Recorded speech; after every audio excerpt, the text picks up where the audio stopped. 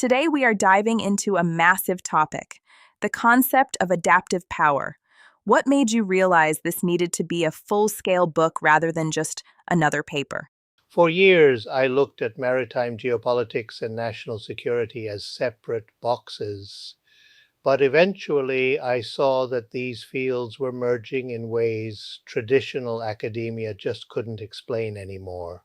It feels like we see that everywhere now. You can't talk about defense without technology, and you can't talk about economics without mentioning geopolitics. Exactly. And then you add artificial intelligence into the mix, moving at this incredible speed. It isn't just a computer science issue anymore. It affects every single institution we have. So you noticed that while everything was becoming interconnected, the specialists were still staying in their own lanes, right? That was the big realization. The engineers talked tech and the economists talked markets, but nobody was asking if the fundamental nature of power itself was shifting. That is a huge pivot. Instead of just reacting to the daily news cycle, you wanted to find the common thread beneath all these different crises. I wanted to look past the headlines to see the deeper transformation.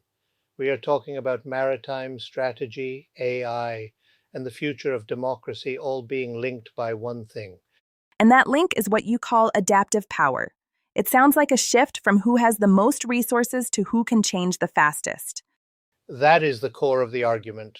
We have entered a historical transition where the ability to adapt is the most critical asset a nation or institution can possess. It really reframes how we look at global competition. It's not just about strength in a traditional sense, but about institutional resilience. Precisely. If your systems are rigid, you fail.